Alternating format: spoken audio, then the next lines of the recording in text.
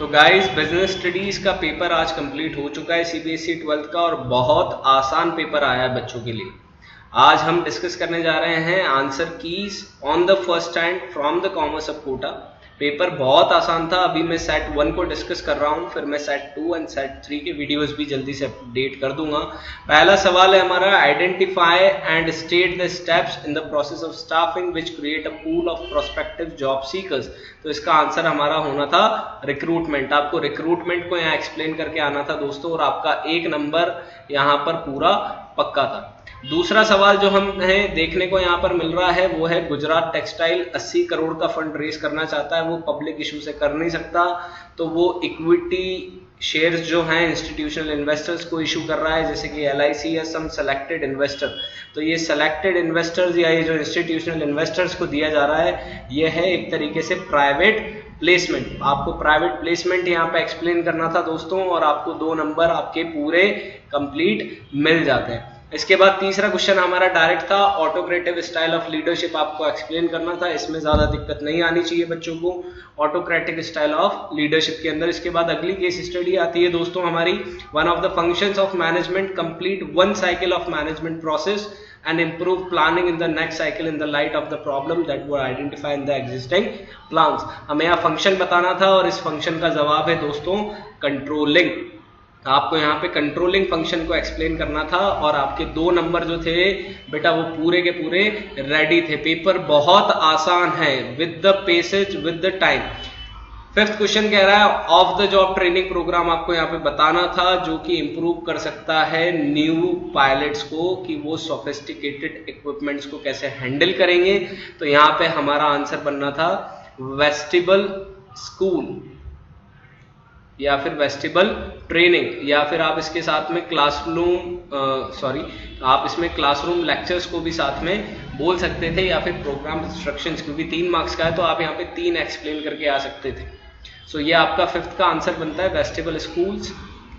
इसके बाद अगर मैं 6 पे आऊँ, फाइनेंशियल इंसेंटिव डायरेक्टली पूछा गया है। 2 फाइनेंशियल इंसेंटिव्स जो है वो आपको एक्सप्लेन करने हैं। फाइनेंशियल इंसेंटिव्स जो कि मॉनेटरी पार्ट पे दिए जा सकते हैं। 2 फाइनेंशियल इंसेंटिव्स आपको बताने थे, जैसे कि आपका प्रॉफिट शेयरिंग हो गया, जैसे कि बोनस हो गया, जैसे कि अलाउंसेस पे परक्विजिट्स हो गया।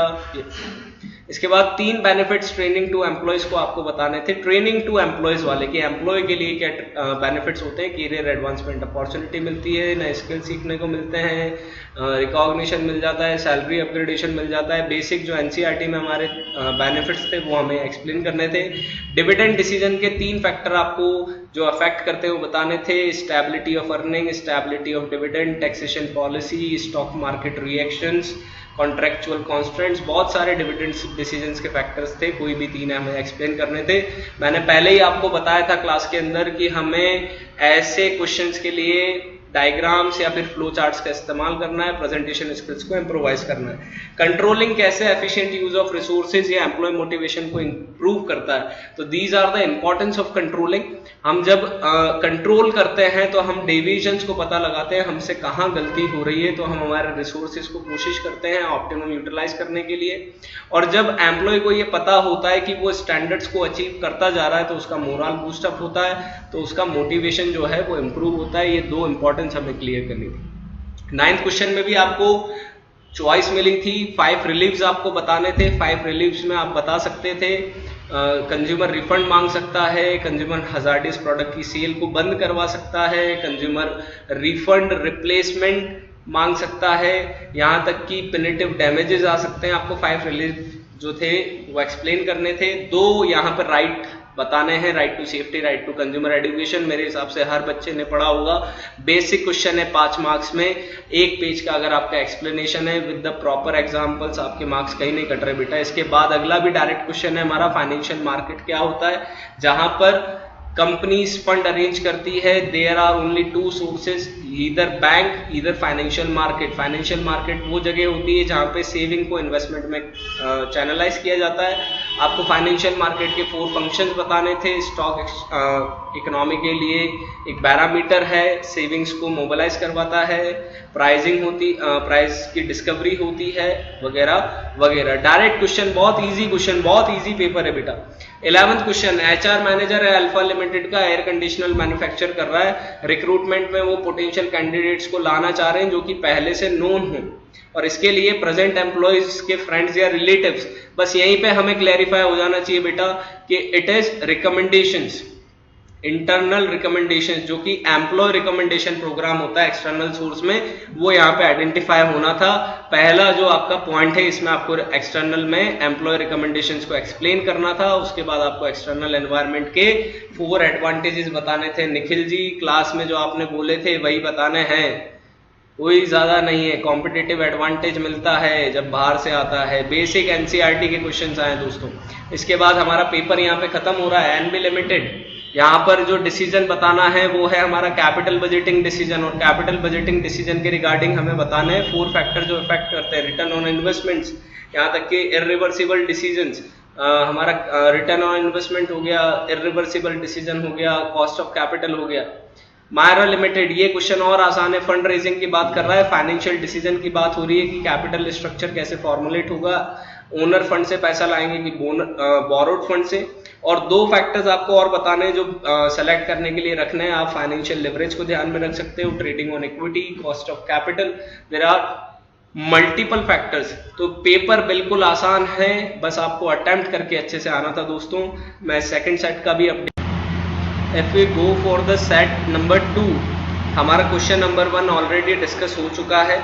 If we go for the question number 2, हमारा सेट 1 में ही ऑलरेडी डिस्कस हो चुका है। क्वेश्चन नंबर 3 में यहाँ चेंज है, वहां ऑटोक्रेटिव की बात थी, यहाँ डेमोक्रेटिक के नाम से सवाल को पूछा गया है। इसके बाद क्वेश्चन नंबर 4 भी बेटा हमारा सिमिलर है गुजरात टेक्सटाइल को रिगार्डिंग। इसके बाद हमारा क्वेश्चन नंबर 5 भी सिमिलर है डिविडेंड डिसीजन के रिगार्डिंग। इसके बाद हमारा क्वेश्चन नंबर 6 भी सिमिलर है, efficient use of resources controlling में कैसे होता है, एम्प्लॉय मोटिवेशन कैसे होता है।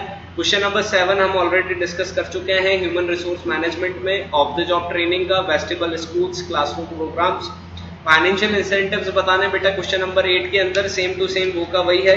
क्वेश्चन नंबर 9 यहाँ पर थोड़ा सा चेंज आया है सेट नंबर 2 में, जिसमें सबसे पहले कंज्यूमर की डेफिनेशन पूछी है। तो हमें पता है जो भी इंसान कंज्यूमर जो जिसको माना जाता है वो ऐसा इंसान होता है जिसने अपनी लाइवलीहुड के लिए अर्न किया, लाइवलीहुड के लिए बाय किया हो, कंजप्शन किया हो, कमर्शियल पर्पस के लिए उसकी बाइंग नहीं होनी चाहिए। इसके बाद दूसरा सवाल ये था कि अगर डिफेक्टिव गुड्स आते हैं या डेफिशिएंट सर्विसेज आते हैं तो स्टेट कमीशन में कब कंप्लेन फाइल हो सकती है। तो कंज्यूमर एक्ट, कॉपरा एक्ट 2019 के हिसाब से अगर मैं बात करूं तो जब भी आपका केस 1 करोड़ से लेकर 10 करोड़ तक का आता है तब आप कंज्यूमर प्रोटेक्शन एक्ट में स्टेट कमीशन में जाके अपील कर सकते हैं। इसके बाद ये था कि अगर आप where can an appeal against the order of national commission be made if aggrieved party is not satisfied with order. ये हमारा सी पार्ट था बेटा इसी का। नेशनल कमीशन जो है हमारी, अगर आप वहां से सेटिस्फाइड नहीं हो तो आप कहाँ पे अप्लाई कर सकते हो। तो नेशनल कमीशन में सबसे पहले तो आप नेशनल कमीशन को रिवाइज करने का बोलेंगे कि नेशनल कमीशन अपने ऑर्डर को रिवाइज करे, रिव्यू करे, लेकिन उसके बाद भी अगर सेटिस्फाइड नहीं है तो हम सुप्रीम कोर्ट में अप्लाई कर सकते हैं। इसमें चॉइस का क्वेश्चन वही था, लेकिन राइट कुछ और पूछे गए थे। सेट नंबर 1 में राइट कुछ और थे, सेट नंबर 2 में राइट टू बी हर्ड पूछा गया है। एक तो कि आपको कंज्यूमर को सुनना पड़ेगा, सेलर्स कंज्यूमर से भाग नहीं सकता, और दूसरा था राइट टू बी इन्फॉर्म्ड कि आपको कंज्यूमर को सारी जानकारी देनी पड़ेगी जो भी प्रोडक्ट के कंटेंट्स के अंदर छुपी हुई है। इसके बाद क्वेश्चन नंबर 10 जो सेट नंबर 2 के अंदर है उसमें कैपिटल मार्केट और मनी मार्केट को डिफरेंशिएट करना था बेटा।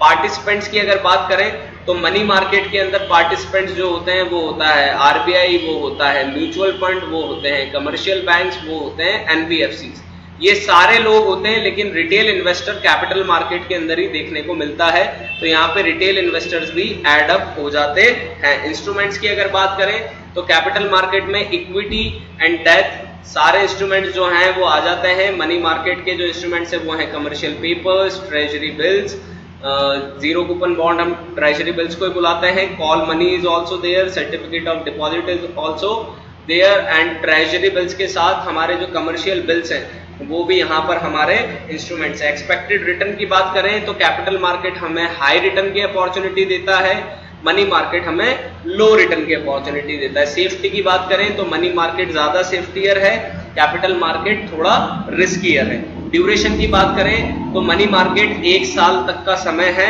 और कैपिटल मार्केट 1 साल से ज्यादा का समय। इसके बाद हमारा जो क्वेश्चन नंबर 11 है वो सेम रिपीटेड है, जिसमें मायरा और एनबी लिमिटेड दोनों चॉइस आपको मिली है। पहले का capital budgeting is the answer and second का फाइनेंशियल डिसीजन, इक्विटी फंड या बोरोड फंड से लेके आना था। और क्वेश्चन नंबर 12 हमारा जो है वो वापस रिपीटेड होके आया सेट नंबर ए का ही, जो कि हमारा आंसर था रिकमेंडेशन ऑफ एम्प्लॉय। तो ये हमारा बेटा सेट नंबर 2 जो है वो मैंने आपका पूरा करवा दिया है साथ के साथ ही। इसमें मैं सेट नंबर 3 भी आपके सामने ले आता हूँ। सेट नंबर 3 की अगर मैं बात करूं तो सेट नंबर 3 के अंदर जो पहला क्वेश्चन है वो गुजरात टेक्सटाइल वाला ही है, प्राइवेट प्लेसमेंट जिसका आंसर है। इसके बाद क्वेश्चन नंबर 2 हमारा कंट्रोलिंग को लेकर है, जिसका कंट्रोलिंग आंसर था। सेट 1 के अंदर हम इसको ऑलरेडी डिस्कस कर चुके हैं। क्वेश्चन नंबर 3 में लीडरशिप का तीसरा पार्ट पूछ लिया है। आप देखेंगे कि तीनों सेट में तीनों लीडरशिप को पूछ लिया गया है, ऑटोक्रेटिक, डेमोक्रेटिक, फ्री रेन के नाम से। इसके बाद क्वेश्चन नंबर 4 की अगर मैं बात करूं तो स्टाफिंग की बात है, और यहाँ पर स्टाफिंग का हम ऑलरेडी डिस्कस कर चुके थे, रिक्रूटमेंट। इसके बाद क्वेश्चन नंबर 5 के अंदर कंट्रोलिंग की इंपॉर्टेंस हमें बतानी है बेटा, making efficient use of resources and employ motivation हम ऑलरेडी डिस्कस कर चुके हैं। क्वेश्चन नंबर 6 की अगर मैं बात करूं तो वहां पे ऑफ द जॉब ट्रेनिंग में हम वेस्टिबल ट्रेनिंग की बात कर चुके हैं, क्लासरूम लेक्चर्स की बात कर चुके हैं। क्वेश्चन नंबर 7 की बात करूं बेटा तो फाइनेंशियल इंसेंटिव्स हमें एक्सप्लेन करने थे, मैं सेट 1 में ऑलरेडी डिस्कस करवा चुका हूं। डिविडेंड डिसीजंस के factor question number 8, the same 3 factors जो सेट 1 के अंदर थे। इसके बाद अगर क्वेश्चन नंबर 9 की बात करूं तो क्वेश्चन नंबर 9 में हमें रिस्पॉन्सिबिलिटीज का एक नया टॉपिक मिला है, कंज्यूमर की क्या रिस्पॉन्सिबिलिटी होती है। 5 मार्क्स का क्वेश्चन था, आपको 5 रिस्पॉन्सिबिलिटीज एक्सप्लेन करके आनी थी। कैश मेमो मांगना चाहिए, एडवर्टीजमेंट से कैरिड अवे नहीं होना चाहिए, कॉशियस कंज्यूमर होना चाहिए, अपने राइट्स को यूटिलाइज करने वाला होना चाहिए। साथ ही साथ क्वेश्चन नंबर 9 के अंदर आपको चॉइस थी, तो राइट टू सीक रिड्रेसल आपके पास ऑप्शन था एक्सप्लेन करने के लिए, और राइट टू सेफ्टी आपके पास अवेलेबल था। दोनों राइट्स बहुत आसान है बेटा। इसके बाद क्वेश्चन नंबर 10 की अगर मैं बात करूं तो कमर्शियल पेपर और ट्रेजरी बिल्स को आपको समझाना था, जो कि मनी मार्केट के इंस्ट्रूमेंट है। कमर्शियल पेपर जिसको ब्रिज फाइनेंसिंग में हम यूटिलाइज करते हैं, जो कि क्रेडिट वर्दीनेस जो पीपल्स हैं वो यूटिलाइज करते हैं। ट्रेजरी बिल्स जो कि जीरो कूपन बॉन्ड हैं, सेंट्रल गवर्नमेंट आरबीआई के मतलब आरबीआई सेंट्रल गवर्नमेंट के बिहाफ पे इशू करता है। इसके बाद क्वेश्चन नंबर 11 हमारा एक्सटर्नल सोर्स वापस रिकमेंडेशन ऑफ एम्प्लॉय के नाम पे ही है बेटा। And question number 12 same repetitive है, कैपिटल बजटिंग डिसीजन का जो हमारा आंसर है, और दूसरा जो फाइनेंसिंग डिसीजन का हमारा आंसर है ओनर एंड इक्विटी फंड। तो ये आपके तीनों सेट डिस्कस हो चुके हैं। आई होप कि बिजनेस स्टडीज का पेपर आपका अच्छा गया हो। Now prepare best for the accountancy. Channel को सब्सक्राइब करें। अकाउंटेंसी की आंसर की भी मैं कोशिश करूंगा कि मैं आपको जल्द से जल्द अपडेट करके दे सकूं after your examination. So all the very best guys for the further exam and please subscribe our